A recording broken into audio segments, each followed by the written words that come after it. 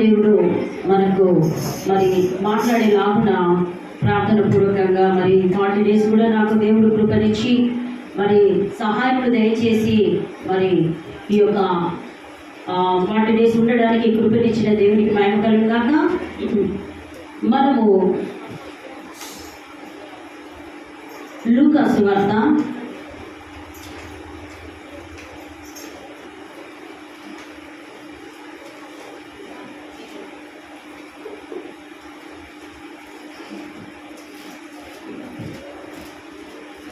1 నిమిషం. దయచేసి బయట ఉన్న వాళ్ళు లోపలికి రావాలి.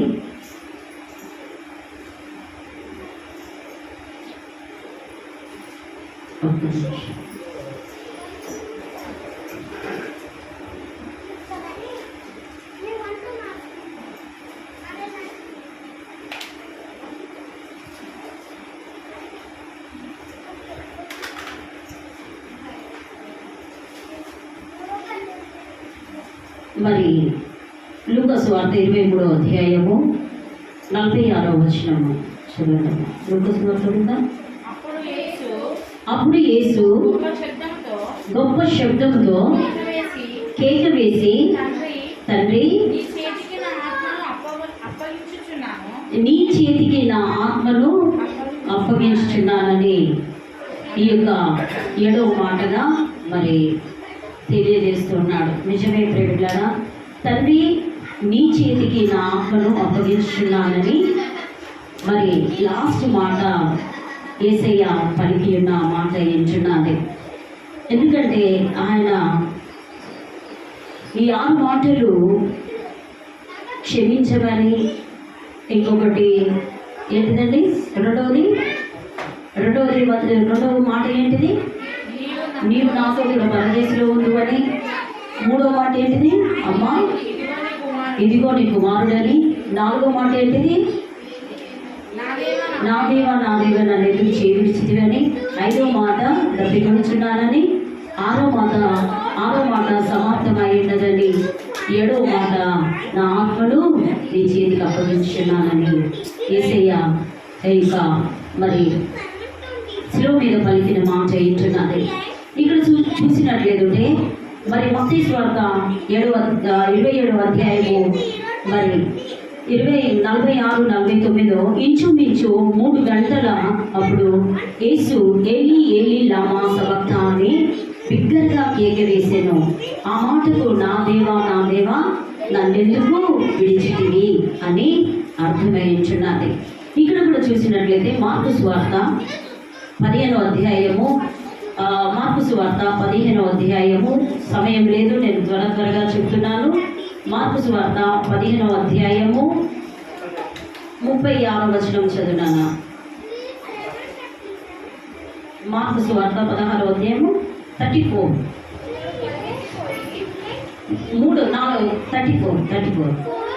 3 గంటలకు యేసు ఎలోయి ఎలోయి లామా సబక్తాని బిగ్గరగా కేక వేసెను. ఆ మాటలకు నా దేవా నన్ను ఎందుకు చేయి విడిచితివి అని అర్థము. చూసినట్లయితే ఇక్కడ మనం టోటల్గా సరెండర్గా చూసినట్లయితే యేసు శిలువపై చెప్పిన 7 మాటల్లో ఇది చివరి మాట. యేసు ప్రభు ఇక్కడ చూసినట్లయితే బాధ, అవమానం, వేదన మధ్యలో కూడా యేసు దేవుని తండ్రిని ఏం చేశాడని పిలుస్తున్నాడు.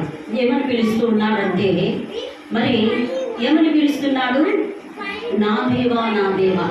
చాలా మంది కష్టాలు బాధలు వచ్చినప్పుడు ఏం చేస్తారంటే మనము ఫస్ట్ స్నేహితుల కొరకు వీళ్ళను మనము సంప్రదిస్తూ ఉంటాం. కానీ ఇక్కడ చూసినట్లయితే ఇక్కడ కష్టంలో బాధ ఉన్నా, చాలా అవమానము మరి ఏంటిదండి తన ద్వారా పొందుకున్న అద్భుతాలను మరి చూసి కూడా అద్భుతాలు పొందుకొని కూడా యేసయ్యను ఏం చేశారని సిలువకు పట్టించి ఉన్నారు. అందుకోసమే ఆ బాధ ఆ సిలువ మీద చాలా మోస్తూ బాధపడుతూ ఈ మాట అంటున్నాడు. మరి ఇక్కడ ఆ యేసయ్య ఈ మాట చెప్తున్నాడు. బాధ, అవమానము, వేదన ఇంత అంత కాదండి, వేదన చాలా భయంకరమైన వేదన ఇచ్చున్నది. ఆయన వేదన పడుతూ కూడా తండ్రిని పిలుస్తున్నాడు. నా దేవా, అయ్యా నువ్వు నన్ను ఎందుకు చేయి విడిచావయ్యా, నువ్వు చెయ్యి ఎందుకు విడిచావయ్యా అని ప్రియ సహోదరి సహోదరులారా మరి ఇక్కడ మాట్లాడుతున్నాడు. కానీ ఇక్కడ ఓటమి కొరక ఆయన పలికింది, ఇక్కడ ఓటమి కొరక కాదు. ఎందుకంటే విజయ ధ్వని ఏంటున్నది. మరి ఇక్కడ ఏంటిదంటే విజయము పొందడానికి, ఎందుకంటే సాతాను నుండి విజయం మరి మనలను మరి ఏంటిదంటే బంధకాల నుండి విడిపించడానికి, మరి మరణం నుండి గెలిచి తిరిగి లేవడానికి ఆ మాట దేవుడు మాట్లాడుతున్నాడు, వాడుతున్నాడు. ఎందుకంటే దేవా నా దేవా నన్ను విడిచి ఉన్నావయ్యా అని మాట పలుకుతూ ఓటమి కొరకు కాదు కానీ విజయం కొరకు మరి విక్టరీ కొరకు మరి ఇక్కడ తెలియజేస్తున్నాడు. మరి కీర్తనలు 31:5 మనం చూస్తున్నాం. నా ఆత్మ నీ చేతికి అప్పగించుతున్నాను. చూడండి ఇక్కడ ఎంత మంచి మాట మాట్లాడుతున్నాడంటే ఈ కీర్తనలు 31వ అధ్యాయము నేను ముగిస్తాను. కీర్తనలు 31వ అధ్యాయము 5వ వచనం చదువున్నాను. నా ఆత్మను నీ చేతికి అప్పగించున్నాను. యెహోవా సత్యదేవా నన్ను విమోచించు వాడవు నీవే.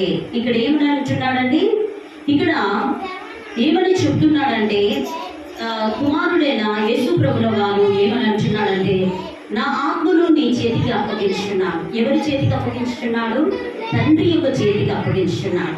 ఎందుకంటే తండ్రి యొక్క చేతికి అప్పగించున్నాడు కాబట్టి ఆయన ఈ మాట చెప్తున్నాడు. ఇక్కడ చూసినట్లయితే బాధల్లో ఉన్నప్పుడు దేవునితో సంబంధం కోల్పోతారు. చాలా మంది బాధల్లో కష్టాల్లో ఉన్నప్పుడు ఏమైనా అంటారంటే దేవుడు నాకు ఏం చేశాడు, దేవుడు నాకు ఏమి ఇచ్చాడు, దేవుడు నాకు పనిష్మెంట్ ఇచ్చాడు కదా, నేను ఇలాంటి స్థితిలో నేను ఉన్నాను అని బాధల్లో ఉన్నప్పుడు, కుటుంబ సమస్యలు వచ్చినప్పుడు, ఒకవేళ భర్త నిన్ను బాధ పెంచుకున్నప్పుడు, పిల్లలు నిన్ను ద్వేషిస్తున్నప్పుడు ఏమని చెప్తూ ఉంటారంటే బాధపడుతూ ఏమని అంటారంటే ద్వేషించడం ప్రారంభిస్తూ ఉంటారు. ఇక్కడ చూసినట్లయితే ఏమని చెప్తున్నారంటే ఇక్కడ చూడండి ఆ యొక్క యేసు ప్రభుల వారు నా ఆత్మ నీ చేతికి అప్పగించుతున్నాను అంతేనా కాదా? మా దేవుడు ఇక్కడ ఈయన ఆత్మను అప్పగించు ఏమని చెప్తున్నాడంటే మరి ఏమని అంటున్నాడంటే సత్యదేవ నన్ను విమోచించేవాడు అంటే నాకు విమోచన అంటే ఏంటిదండి? విడుదల కలుగు చేయవాడవు నీవే ఇచ్చున్నావు. కాబట్టి ప్రియ సహోదరి సహోదరులారా మనము దేవుడితో మరి చూడండి బాధలో ఉన్నప్పుడు దేవుడితో సంబంధము మరి ఏంటిదండి కోల్పోతూ ఉంటారు. ఆ విధంగా మనం కోల్పోకూడదు. ఇక్కడ ఏంటంటే మనము సమస్యలో దేవుణ్ణి మర్చిపోతామా? కానీ మరి ప్రియమిత్రులారా వారు యేసు మరి ఇంకా ఎక్కువగా యేసు దగ్గరికి ఎక్కువగా కావాలి. హల్లెలూయా. యేసు దగ్గరికి మరి ఏం చేశాడు?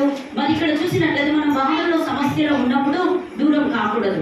నాకు ఈ సమస్య వచ్చింది, నాకే రావాలా ఇలాంటి ప్రాబ్లం, నేనే దొరికానా, నేనే ఉన్నానా, ఇలాంటి ప్రాబ్లం నేను ఫేస్ చేయలేకపోతున్నాను, నాకు ఇలాంటి సమస్య నాకు ఎందుకు వచ్చిండది అని చాలా మంది మరి అటువంటి కాని వాళ్ళు, మరి దేవుళ్ళు ఎక్కువగా లేని వాళ్ళు మరి మరి ఏంటిదండి శోధనలు రాగానే మరి ఆ సమస్యను గుర్తెరిగి ఆ సమస్యను పట్టుకొని బాధపడుతూ ఉంటారు. కానీ ప్రేమిట్లారా యేసయ్య మాత్రము మన కొరకు నా కొరకు నా పాపంలో కొరకు ఆయన మన తండ్రి యొక్క చేతిని ఏంటిదండి మరి ఆయన తండ్రి యొక్క మరి తన ఆత్మను తండ్రికి అప్పగించుచున్నాడు. కాబట్టి ఇక్కడ చూసినట్లయితే మరి అదే విధంగా కీర్తనలు మరి 22వ అధ్యాయము మనం ఇక్కడ చూస్తున్నాం. కీర్తనలు 22వ అధ్యాయము కీర్తనలు 22వ అధ్యాయము 24వ వచనం చదువున్నాను. 22 24వ వచనం చదవము. ఆయన బాధపడు వారిని చూసారా, ఆయన బాధపడు వారిని బాధను తృణీకరించలేదు. అంతేనా? యేసయ్య ఆ సిలువలో మాట్లాడుతూ కూడా దొంగకు అక్కడ ఏం చేశాడండి? నీవు నాతో కూడా పరదేశంలో ఉంటావని ఆ బాధను అనుభవిస్తూ కూడా ఆ మాట పలికి ఉన్నాడు. నీవు నేను పలుకుతామా?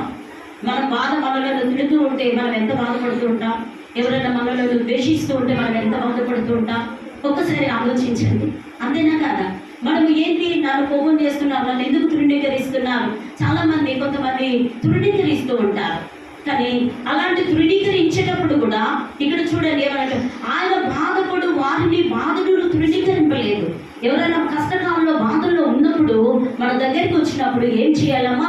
ఆదుకోవాలి. నీ బాధ ఏంటిదని వారికి ఏంటిదని మరి సాల్వ్ చేయాలి. కాబట్టి నువ్వు ఏం చేయాలి? వారు వచ్చినప్పుడు నువ్వు ఆ బాధని, ఏంటమ్మా నీ బాధ ఏంటి, నీ ప్రాబ్లం ఏంటి, నువ్వు చెప్పమ్మా, నేను ప్రార్థన చేస్తాను అని ఎప్పుడన్నా అన్నారా? మీరు ఎప్పుడన్నా అన్నారా? అలా అన్నట్లేదు బిడ్డలారా, నీవు దేవుని సంబంధిగా ఉంటున్నావు.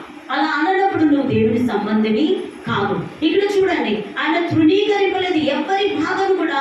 ఏ కష్టం వచ్చినా, ఏ నష్టం వచ్చినా యేసయ్య మరి ఎవరిని కూడా తృణీకరింపలేదు. దాన్ని చూసి ఆయన అసహాయపడలేదు. చాలా మంది అయితే మరి ఏంటిదండి అసహాయపడుతూ ఉంటారు. వారు చేసే తప్పిదములను బట్టి ఏంటిదండి కోపం వచ్చి మనకేం కోపం వస్తూ ఉంటాయి. వారి మాటలను బట్టి మనకు కోపం వస్తూ ఉంటుంది. కాబట్టి ఇక్కడ ఆయన యేసయ్య మరి అసహాయించుకున్నా కూడా అతడు ముఖము ఏంటిదండి దాచలేదు. ఎవరండి? యేసయ్య ముఖము దాచలేదు. నువ్వు ఒకసారి గమనిస్తున్నావా? నువ్వు ఆలోచిస్తున్నావా? ఇక్కడ చూసినట్లేదుంటే ఆయన మరి ఏంటిదంట, ఇక్కడ ఏమంటున్నాడంటే ఆయన ముఖము దాచలేదు. మరి వాడు ఆయనకు మొరపెట్టగా ఆయన ఆలకించెను. హల్లెలూయా, హల్లెలూయా. నువ్వు ఏ విషయంలో నువ్వు బాధపడుతున్నావు? ఏ విషయంలో ఈ 40 days ఫాస్టింగ్స్ ఉండి ఏ విషయంలో నువ్వు ప్రార్థన చేస్తున్నావు? ఏదైతే పొందుకోవాలని ప్రార్థన చేస్తున్నావో అది పొందుకోలేకపోతున్నావో దానిని బట్టి ప్రేమిలారా నువ్వు యేసయ్యకు మొరపెట్టినప్పుడు, దేవా మరి యేసయ్య ఈ ప్రాబ్లంలో నేను చాలా ఫీల్ అవుతున్నాను, ఈ ప్రాబ్లం నాకు సాల్వ్ చేయి, నాకు విడుదల దయచేయి ప్రభా.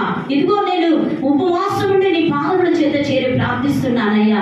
అయ్యా నా ప్రార్థనను తృణీకరించకయ్యా, నన్ను అసహాయపడకయ్యా. అయ్యా నువ్వు నా బాధను జ్ఞాపకం చేసుకోయా, నీవు నాకు సహాయం చేయి ప్రభు అన్నప్పుడు తప్పకుండా మన ప్రార్థనను ఆయన ఆలకించి వాడేస్తున్నారు. ఇక్కడ చూసినట్లయితే ఆయన మన మొరను తప్పకుండా ఆలకించి మనకు జవాబునిచ్చి వాడేసి. ఇంకోటి చూసినట్లయితే అపోస్తుల కార్యము 27వ అధ్యాయము, అపోస్తుల కార్యం త్వరగా తీయాలి.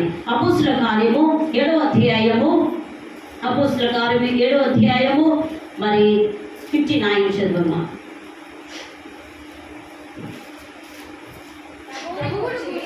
ప్రభువును గూర్చి మొరపెట్టుచు, యేసు ప్రభువా నా ఆత్మను చేర్చుకోమని స్టెఫెను పలుకుచుండగా అతన్ని రాళ్ళతో కొట్టారు.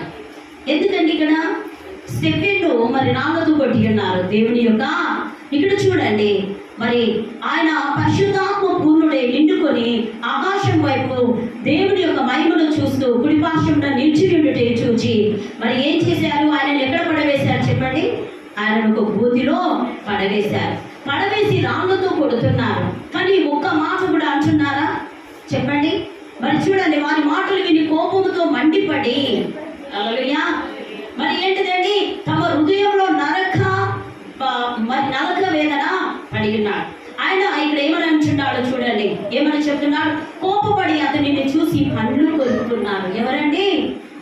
నువ్వు దేవుని కొరకు చెప్తున్నావా అని పండ్లు కొరుకుంటూ అన్నా కూడా ఏమన్నా అన్నాడా?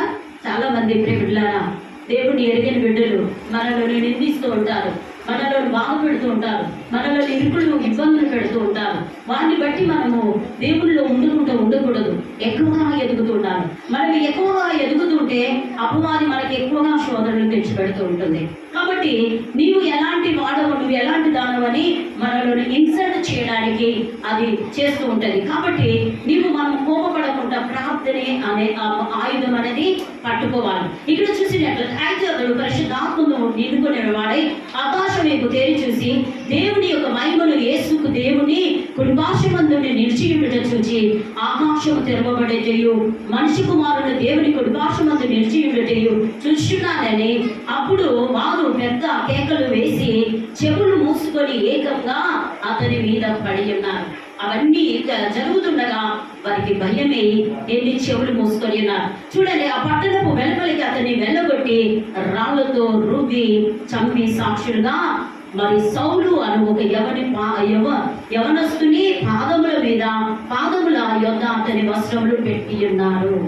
ఇప్పుడే అపోస్తలుడైన పౌలు సౌలుగా ఉన్నప్పుడు ఇతని వస్త్రాలుగా మరి పెట్టి ఉన్నప్పుడు అతడికి రక్షణ వచ్చినది. హల్లెలూయా. చప్పట్లు కొట్టి దేవుని మహిమపరచాలి. గట్టిగా చప్పట్లు కొడదాం. ఇప్పుడు ఎవరండి ఈ యొక్క సౌలుగా ఉన్న వ్యక్తి?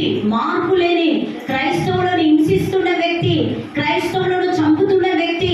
అతనికి మారు మనసు వచ్చినది. ఎందుకంటే ఇక్కడ చూసినట్లయితే అతని యొక్క బట్టలు మరి ఎవరి పాదముల మీద పెట్టినారండి?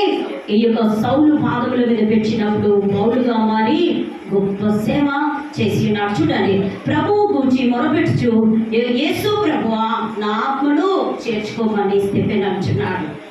ఇక్కడ కూడా స్టెఫెన్ అంటున్నాడు. ఏమని అంటున్నాడు? యేసు ప్రభువా నా ఆత్మను మరి చేర్చుకో ప్రభు అని ఇక్కడ స్టెఫెన్ మాట్లాడుతున్నాడు. మరి ఇక్కడ చూసినట్లయితే పరిస్థితులు మారినా మన సంబంధము దేవునితో మారకూడదు.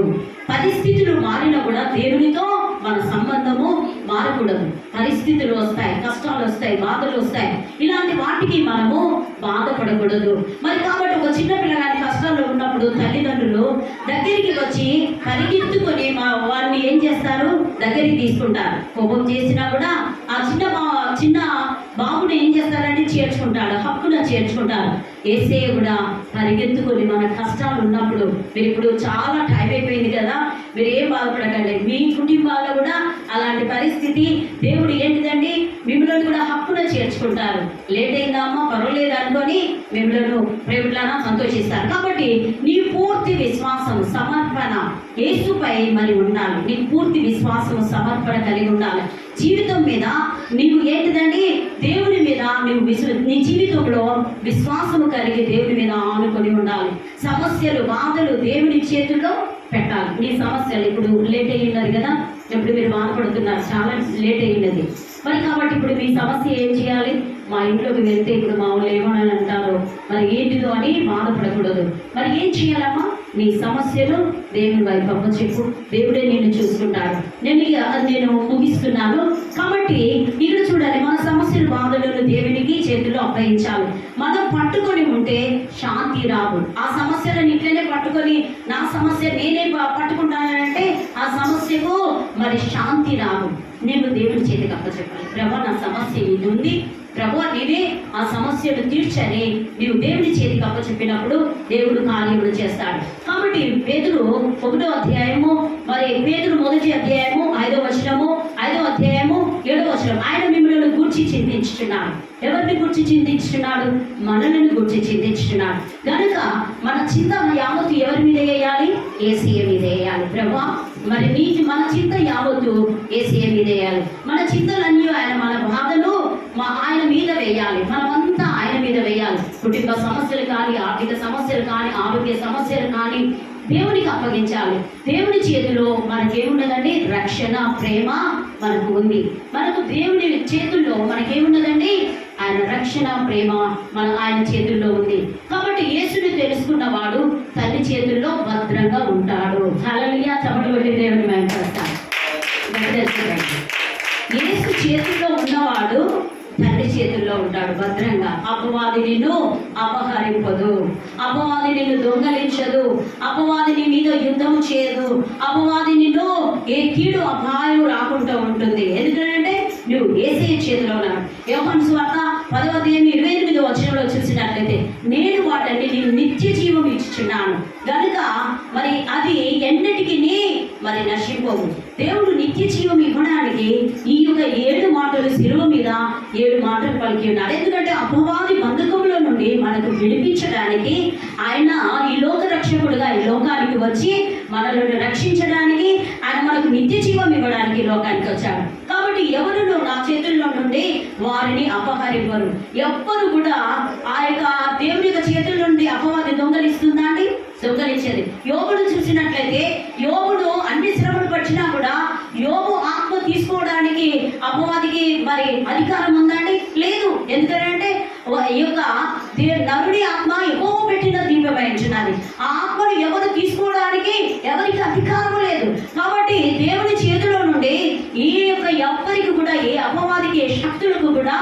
మరి అపహరింపడానికి అధికారం లేదు. కాబట్టి మనము దేవుని చేతుల్లో మనం సురక్షితంగా ఉండాలి అని అంటే నువ్వు దేవునిలోకి రావాలి. అదేవిధంగా మనం చూసినట్లయితే మన జీవితాలను అపోస్తల కార్యము మీరు తీయనవసరం లేదు. కాబట్టి యేసు చివరి మాట మనకు నేర్పింది ఏంటిదంటే, ప్రేమికులారా, మన జీవితంలో నమ్మకంగా మనం జీవించాలి. మరి అదేవిధంగా 19వ అధ్యాయము యోహాను సువార్త 19 మరి 20-30 వచనంలో ఒక్కొక్కసారి చదువుతారమ్మా. 19-30 వచనము యోహాను సువార్త 19వ అధ్యాయము 30 వచనం చదవమ్మా. ముగిస్తున్నాను. యోహాను సువార్త 19 యోహాను సువార్త 19:30 చదవమ్మా. యేసు ఆ చిరాకు పుచ్చుకొని సమాప్తమైనదని తల వంచి ఆత్మను అప్పగించి ఉన్నాడు. ఏంటిదండి? అంతా సమాప్తమై ఉన్నది. మంచిగా మరి శిలువ మీద ఆయన మన కొరకు ఆయన మరి ప్రేమికులారా ఏంటిదండి? అపవాది నుండి అపహరింపకుండా మనలో నిత్య జీవం ఇవ్వడానికి ఆయన ఈ యొక్క శిలువ మీదనే సమాప్తము చేసి ఉన్నాడు. కాబట్టి తన ఆత్మను దేవుని చేతికి అప్పగించున్నాడు. ఇటు వాక్యాన్ని దేవుడు మన వెలుగులో దీవించిన గాక. మనమందరం లేచి నిలిచినట్లేదంటే ప్రేమికులారా, మనమందరము లేచి నిలిచినట్లేదంటే ప్రార్థన చేస్తాం. లేవాలి దయచేసి. మరి దేవా, నీవు నన్ను ఒక్కసారి జ్ఞాపకం చేసుకో ప్రభువా. నా తండ్రి, నీవు నా ప్రభా, నీవు ఒక్కసారి నన్ను జ్ఞాపకం చేసుకో. నేను ఏ విధంగా ఉండాలి, నేను ఏ విధంగా ప్రభువా మరి యేసయ్య నేను ఉండాలి అన్నది నువ్వు జ్ఞాపకం చేసుకోవాల్సిందిగా మనం చేస్తున్నాను. యేసు నీకు వందనాలు చెల్లిస్తున్నాను ప్రభువా. నా జీవితంలో నా ప్రభా పూర్తిగా నీతో కలిసి నేను ఉండాలా అయ్యా.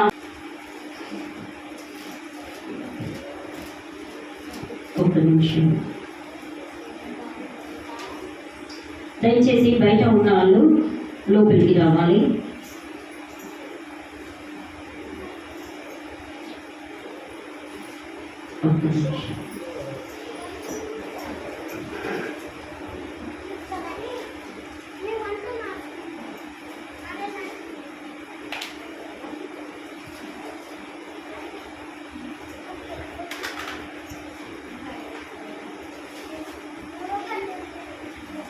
మరి లూకా సువార్త 23వ అధ్యాయము 46వ వచనము చదువుతాము. లూకా సువార్త ఉందా?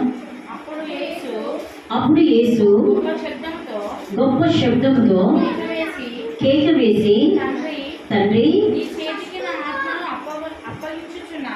నీ చేతికి నా ఆత్మను అప్పగించుచున్నానని ఈ యొక్క 7వ మాటగా మరి తెలియజేస్తున్నాడు. నిజమే ప్రేమికులారా, తండ్రి నీ చేతికి నా ఆత్మను అప్పగించుచున్నానని మరి లాస్ట్ మాట యేసయ్య పలికి ఉన్న మాట ఏంటున్నది. ఎందుకంటే ఆయన ఈ 6 మాటలు క్షమించమని, ఇంకొకటి ఏంటిదండి రెండవ మాట ఏంటిది? నీవు నాతో కూడా పరదేశంలో ఉండు అని. 3వ మాట ఏంటిది?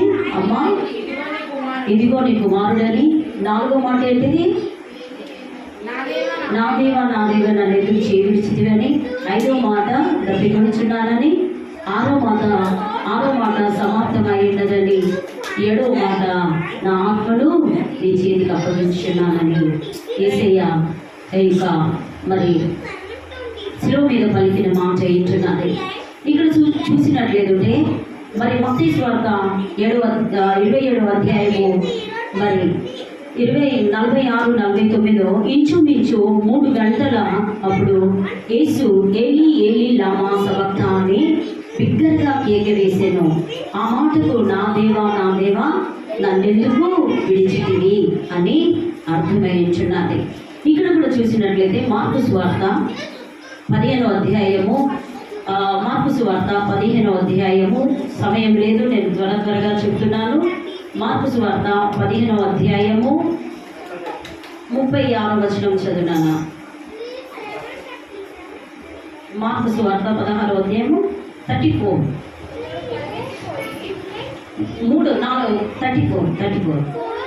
3 గంటలకు యేసు ఎలోయి ఎలోయి లామా సబక్తా అని బిగ్గరగా కేక వేసెను. ఆ మాటలకు నా దేవా నన్ను ఎందుకు చేయి విడిచితివి అని అర్థము.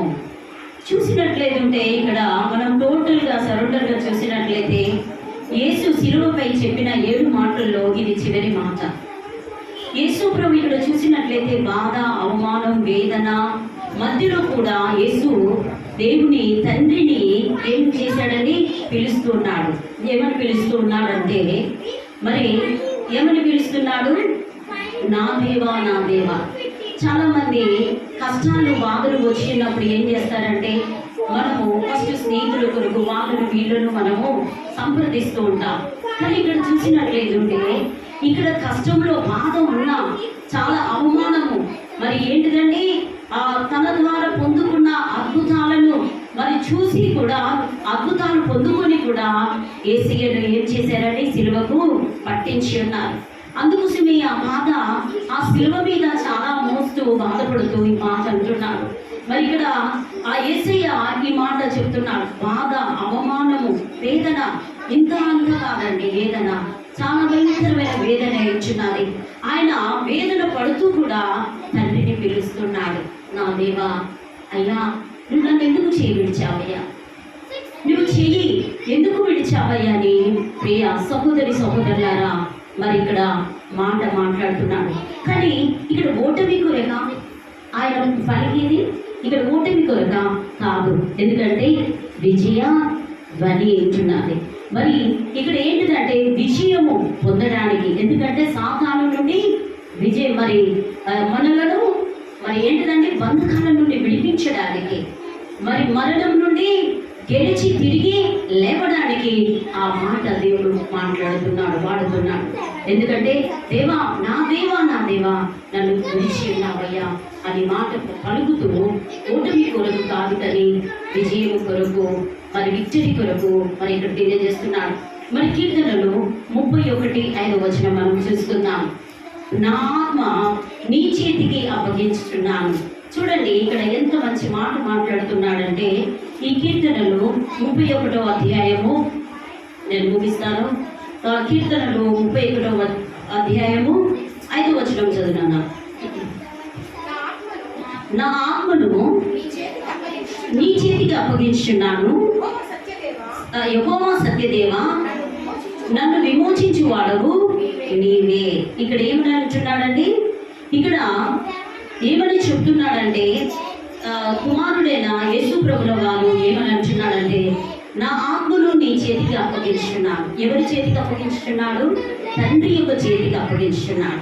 ఎందుకంటే తండ్రి యొక్క చేతికి అప్పగించున్నాడు కాబట్టి ఆయన ఈ మాట చెప్తున్నాడు.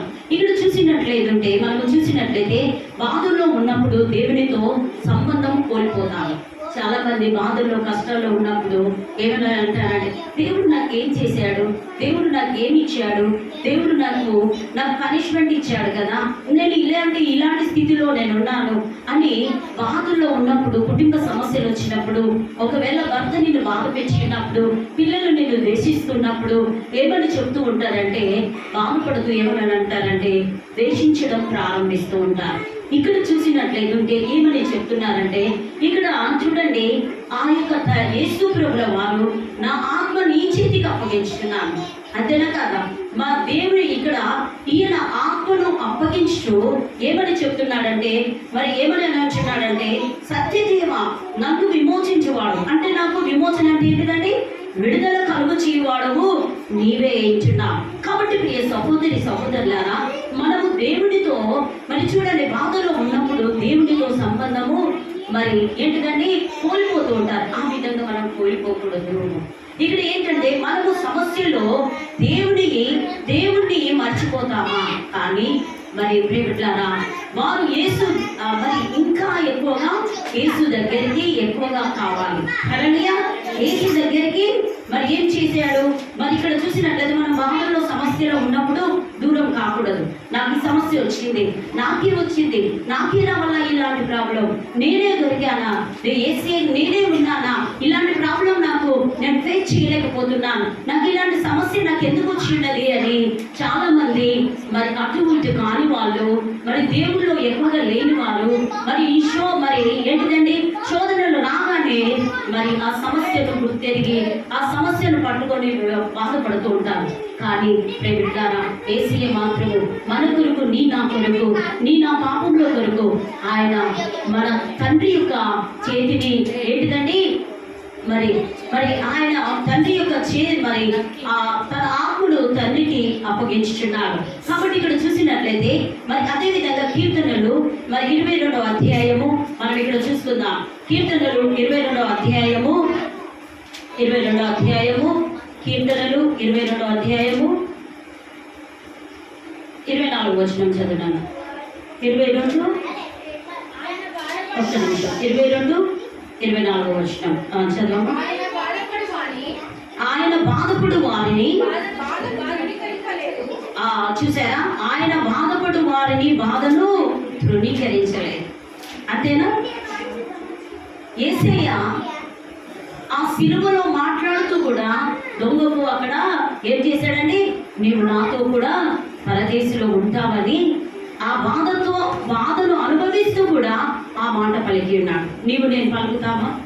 మనం మనలను తిడుతూ ఉంటే మనం ఎంత బాధపడుతూ ఉంటాం? ఎవరైనా మనలను ద్వేషిస్తూ ఉంటే మనం ఎంత బాధపడుతూ ఉంటాం? ఒక్కసారి ఆలోచించండి. అంతేనా కదా? మనము ఏంటి, నన్ను కోపం చేస్తున్నారు, నన్ను ఎందుకు తృణీకరిస్తున్నారు? కొంతమంది తృణీకరిస్తూ ఉంటారు. కానీ అలాంటి తృణీకరించేటప్పుడు కూడా ఇక్కడ చూడండి ఏమంటే, ఆయన బాధపడు వారిని బాధను తృణీకరింపలేదు. ఎవరైనా కష్టకాలంలో బాధల్లో ఉన్నప్పుడు మన దగ్గరికి వచ్చినప్పుడు ఏం చేయాలమ్మా? ఆదుకోవాలి. నీ బాధ ఏంటిదని వారికి మరి సాల్వ్ చేయాలి. కాబట్టి నువ్వు ఏం చేయాలి? వారు వచ్చినప్పుడు నువ్వు ఆ బాధని ఏంటమ్మా, నీ బాధ ఏంటి, నీ ప్రాబ్లం ఏంటి, నువ్వు చెప్పమ్మా, నేను ప్రార్థన చేస్తాను. నన్ను ఎప్పుడన్నా అన్నారా? మీరు ఎప్పుడన్నా అన్నారా? అలా అన్నట్లేదు ప్రేమిట్లారా, నీవు దేవుని సంబంధిగా ఎంచున్నావు. అలా అన్నప్పుడు నువ్వు దేవుని సంబంధిని కాదు. ఇక్కడ చూడండి, ఆయన తృణీకరింపలేదు ఎవరి బాధను కూడా.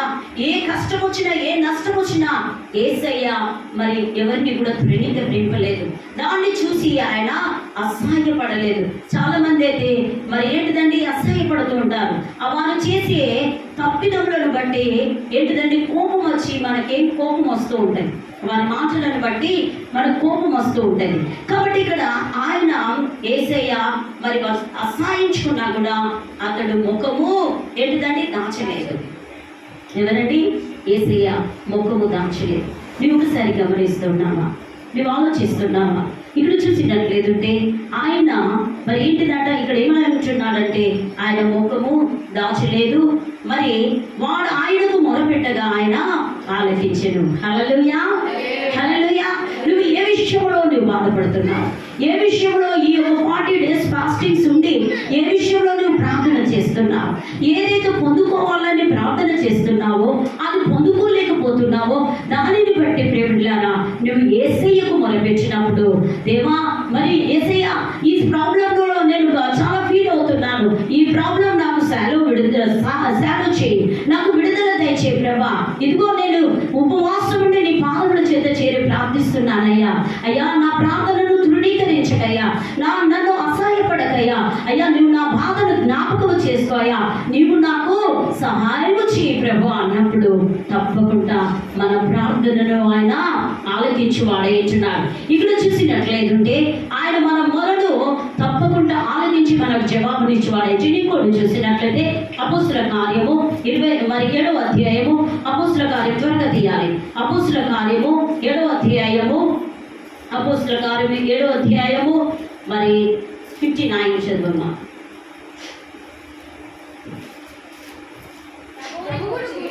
ప్రభువును గూర్చి మొరపెట్టుచు, యేసు ప్రభువా నా ఆత్మను చేర్చుకోమని స్టెఫెను పలుకుచుండగా అతన్ని రాళ్ళతో కొట్టారు. ఎందుకంటే ఇక్కడ స్టెఫెను మరి రాళ్ళతో కొట్టి ఉన్నారు. దేవుని యొక్క ఇక్కడ చూడండి, మరి ఆయన పరిశుద్ధాత్మ పూర్ణుడే నిండుకొని ఆకాశం వైపు దేవుని యొక్క మహిమను చూస్తూ కుడిపార్శ్వమున నిలిచి ఉండుటే చూచి మరి ఏం చేశారు? ఆయనను ఎక్కడ పడవేశారు చెప్పండి? ఆయనను ఒక బూదిలో పడవేశారు. పడవేసి రాళ్ళతో కొడుతున్నారు. కానీ ఒక్క మాట కూడా అంటున్నారా చెప్పండి? మరి చూడండి, వారి మాటలు విని కోపముతో మండిపడి హల్లెలూయా మరి ఏంటిదండి, తమ హృదయంలో నరక వేదన పడి ఉన్నాడు. ఆయన ఇక్కడ ఏమని అంటున్నాడు చూడండి, ఏమని చెప్తున్నాడు? కోపపడి అతనిని చూసి పండ్లు కొరుకుతున్నారు. ఎవరండి?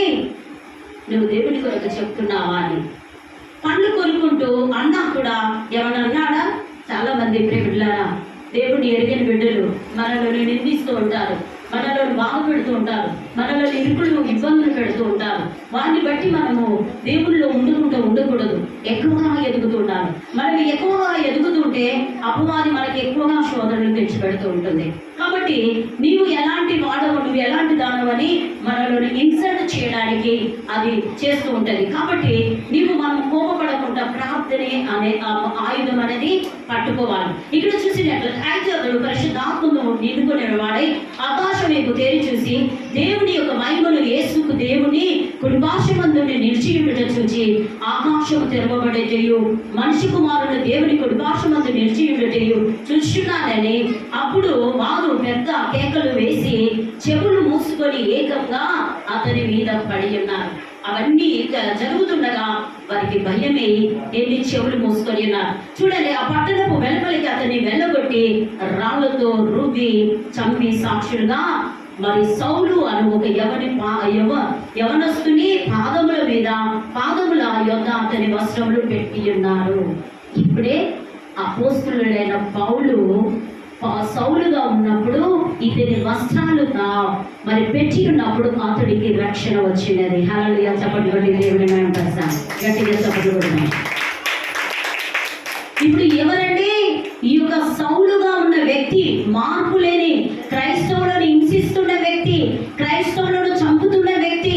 అతనికి మారు మనసు వచ్చినది. ఎందుకంటే ఇక్కడ చూసినట్లయితే అతని యొక్క బట్టలు మరి ఎవరి పాదముల మీద పెట్టి ఉన్నారండి? ఈ యొక్క సౌలు పాదముల మీద పెట్టినప్పుడు పౌలుగా మారి గొప్ప సేవ చేసి ఉన్నాడు. చూడండి, ప్రభువు గురించి మొరపెట్టుచు యేసు ప్రభువా నా ఆత్మను చేర్చుకోమని స్టెఫెన్ అంటున్నాడు. ఇక్కడ కూడా స్టెఫెన్ అంటున్నాడు. ఏమని అంటున్నాడు? యేసు ప్రభువా నా ఆత్మను మరి చేర్చుకో ప్రభు అని ఇక్కడ స్టెఫెన్ మాట్లాడుతున్నాడు. మరి ఇక్కడ చూసినట్లయితే పరిస్థితులు మారినా మన సంబంధం దేవునితో మారకూడదు. పరిస్థితులు మారినా కూడా దేవునితో మన సంబంధము మారకూడదు. పరిస్థితులు వస్తాయి, కష్టాలు వస్తాయి, బాధలు వస్తాయి. ఇలాంటి వాటికి మనము బాధపడకూడదు. మరి కాబట్టి ఒక చిన్న పిల్లగాని కష్టాల్లో ఉన్నప్పుడు తల్లిదండ్రులు దగ్గరికి వచ్చి పరిగెత్తుకొని వారిని ఏం చేస్తారు? దగ్గరికి తీసుకుంటారు. కోపం చేసినా కూడా ఆ చిన్న బాబుని ఏం చేస్తారంటే చేర్చుకుంటాడు, హక్కున చేర్చుకుంటారు. యేసయ్య కూడా పరిగెత్తుకొని మన కష్టాలు ఉన్నప్పుడు, మీరు ఇప్పుడు చాలా టైం అయిపోయింది కదా, మీరు ఏం బాధపడకండి. మీ కుటుంబాల్లో కూడా అలాంటి పరిస్థితి దేవుడు ఏంటిదండి మిమ్మల్ని కూడా హక్కున చేర్చుకుంటారు. లేట్ అయిందా అమ్మా పర్వాలేదు అనుకొని మిమ్మల్ని ప్రేమిట్లానా సంతోషిస్తారు. కాబట్టి నీ పూర్తి విశ్వాసం సమర్పణ యేసుపై మరి ఉండాలి. నీ పూర్తి విశ్వాసం సమర్పణ కలిగి ఉండాలి. జీవితం మీద నీవు ఏంటిదండి దేవుని మీద నీ జీవితంలో విశ్వాసము కలిగి దేవుని మీద ఆనుకొని ఉండాలి. సమస్యలు బాధలు దేవుని చేతుల్లో పెట్టాలి. నీ సమస్యలు ఇప్పుడు లేట్ అయ్యినది కదా, ఇప్పుడు మీరు బాధపడుతున్నారు, చాలా లేట్ అయ్యినది. మరి కాబట్టి ఇప్పుడు మీ సమస్య ఏం చేయాలి? మా ఇంట్లోకి వెళ్తే ఇప్పుడు మా వాళ్ళు ఏమని అంటారో, మరి ఏంటిదో అని బాధపడకూడదు. మరి ఏం చేయాలమ్మా? నీ సమస్యలు దేవుని వైపు అప్పచెప్పు, దేవుడే నిన్ను చూసుకుంటాడు. నేను ముగిస్తున్నాను. కాబట్టి ఇక్కడ చూడాలి, మన సమస్యలు బాధలను దేవునికి చేతుల్లో అప్పగించాలి. మనం పట్టుకొని ఉంటే శాంతి రాదు. ఆ సమస్యలను ఇట్లనే పట్టుకొని నా సమస్య నేనే పట్టుకుంటానంటే ఆ సమస్యకు మరి శాంతి రాదు. నేను దేవుని చేతికి అప్పచెప్పాలి. ప్రభా నా సమస్య ఇది ఉంది, ప్రభు నీవే ఆ సమస్యను తీర్చని నీవు దేవుని చేతికి అప్పచెప్పినప్పుడు దేవుడు కార్యములు చేస్తాడు. కాబట్టి పేతురు 1వ అధ్యాయము మరి పేతురు 1వ అధ్యాయము 5వ వచనము 5వ అధ్యాయము 7వ వచనం ఆయన మిమ్మల్ని గురించి చింతించుతున్నాడు. ఎవరిని గురించి చింతించుతున్నాడు? మనలను గురించి చింతించుతున్నాడు. కనుక మన చింత యావత్తు ఎవరి మీద వేయాలి? యేసయ్య మీద వేయాలి. ప్రభా, మరి మన చింత యావత్తు యేసయ్య మీద వేయాలి. మన చింతలన్నీ మన బాధలు ఆయన మీద వేయాలి. మనమంతా ఆయన మీద వేయాలి. కుటుంబ సమస్యలు కానీ, ఆర్థిక సమస్యలు కానీ, ఆరోగ్య సమస్యలు కానీ దేవునికి అప్పగించాలి. దేవుని చేతిలో మనకేమున్నదండి? రక్షణ, ప్రేమ మనకు ఉంది. మనకు దేవుని చేతుల్లో మనకేమున్నదండి? ఆయన రక్షణ, ప్రేమ ఆయన చేతుల్లో ఉంది. కాబట్టి యేసుని తెలుసుకున్నవాడు తల్లి చేతుల్లో భద్రంగా ఉంటాడు. హల్లెలూయా. చప్పట్లు కొట్టి దేవుని మహిమపరుస్తాడు. యేసు చేతుల్లో ఉన్నవాడు తండ్రి చేతుల్లో ఉంటాడు భద్రంగా. అపవాది నిన్ను అపహరింపదు, అపవాది నిన్ను దొంగలించదు, అపవాది నీ మీద యుద్ధం చేయదు, అపవాది నిన్ను ఏ కీడు అపాయం రాకుండా ఉంటుంది. ఎందుకంటే నువ్వు యేసయ్య చేతిలో ఉన్నాడు. యోహాను సువార్త 10:28 చూసినట్లయితే, నేను వాటిని నేను నిత్య జీవం ఇచ్చుచున్నాను కనుక మరి అది ఎన్నటికి మరి నశింపవు. దేవుడు నిత్య జీవం ఇవ్వడానికి ఈ యొక్క 7 మాటలు శిలువ మీద 7 మాటలు పలికి ఉన్నాడు. ఎందుకంటే అపవాది బంధకంలో నుండి మనకు విడిపించడానికి ఆయన ఈ లోక రక్షకుడుగా ఈ లోకానికి వచ్చి మనల్ని రక్షించడానికి, ఆయన మనకు నిత్య జీవం ఇవ్వడానికి లోకానికి వచ్చాడు. కాబట్టి ఎవరు నా చేతుల్లో నుండి వారిని అపహరింపరు. ఎవ్వరు కూడా ఆ యొక్క దేవుని యొక్క చేతుల నుండి అపవాది దొంగలిస్తుందా అండి? దొంగలించేది. యోబును చూసినట్లయితే, యోబుడు అన్ని శ్రమలు పడిచినా కూడా యోబు ఆత్మ తీసుకోవడానికి అపవాదికి మరి అధికారం ఉందండి? లేదు. ఎందుకంటే ఈ యొక్క నరుడి ఆత్మ యెహోవా పెట్టిన దీపమైంచున్నది. ఆ ఆత్మను ఎవరు తీసుకోవడానికి ఎవరికి అధికారం లేదు. కాబట్టి దేవుని చేతిలో నుండి ఈ యొక్క ఎవ్వరికి కూడా, ఏ అపవాదికి, ఏ శక్తులకు కూడా మరి అపహరింపడానికి అధికారం లేదు. కాబట్టి మనము దేవుని చేతుల్లో మనం సురక్షితంగా ఉండాలి అని అంటే నువ్వు దేవునిలోకి రావాలి. అదేవిధంగా మనం చూసినట్లయితే మన జీవితాలను అపోస్తల కార్యము మీరు తీయనవసరం లేదు. కాబట్టి యేసు చివరి మాట మనకు నేర్పింది ఏంటిదంటే, ప్రేమికులారా, మన జీవితంలో నమ్మకంగా మనము జీవించాలి. మరి అదేవిధంగా 19వ అధ్యాయము యోహాను సువార్త 19 మరి 20-30 ఒక్కొక్కసారి చదువుతారమ్మా. 19-30 వచనము యోహాను సువార్త 19వ అధ్యాయము 30 చదవమ్మా. ముగిస్తున్నాను. యోహాను సువార్త 19 యోహాను సువార్త 19:30 చదవమ్మా. యేసు ఆ చిరాకు పుచ్చుకొని సమాప్తం అయినదని తల వంచి ఆత్మను అప్పగించి ఉన్నాడు. ఏంటిదండి? అంతా సమాప్తం అయినది. మంచిగా మరి శిలువ మీద ఆయన మన కొరకు ఆయన మరి ప్రేమికులారా ఏంటిదండి? అపవాది నుండి అపహరింపకుండా మనలో నిత్య జీవం ఇవ్వడానికి ఆయన ఈ యొక్క శిలువ మీదనే సమాప్తము చేసి ఉన్నాడు. కాబట్టి తన ఆత్మను దేవుని చేతికి అప్పగించున్నాడు. ఇటు వాక్యాన్ని దేవుడు మన వెలుగులో దీవించిన గాక. మనమందరం లేచి నిలిచినట్లేదంటే ప్రేమికులారా, మనమందరము లేచి నిలిచినట్లేదంటే ప్రార్థన చేస్తాం. లేవాలి దయచేసి. మరి దేవా, నీవు నన్ను ఒక్కసారి జ్ఞాపకం చేసుకో ప్రభువా. నా తండ్రి, నీవు నా ప్రభా, నీవు ఒక్కసారి నన్ను జ్ఞాపకం చేసుకో. నేను ఏ విధంగా ఉండాలి, నేను ఏ విధంగా ప్రభువా మరి యేసయ్య నేనుండాలి అన్నది నువ్వు జ్ఞాపకం చేసుకోవాల్సిందిగా మనం చేస్తున్నాను. యేసునికి వందనాలు చెల్లిస్తున్నాను ప్రభువా. నా జీవితంలో నా ప్రభా పూర్తిగా నీతో కలిసి నేను ఉండాలా అయ్యా.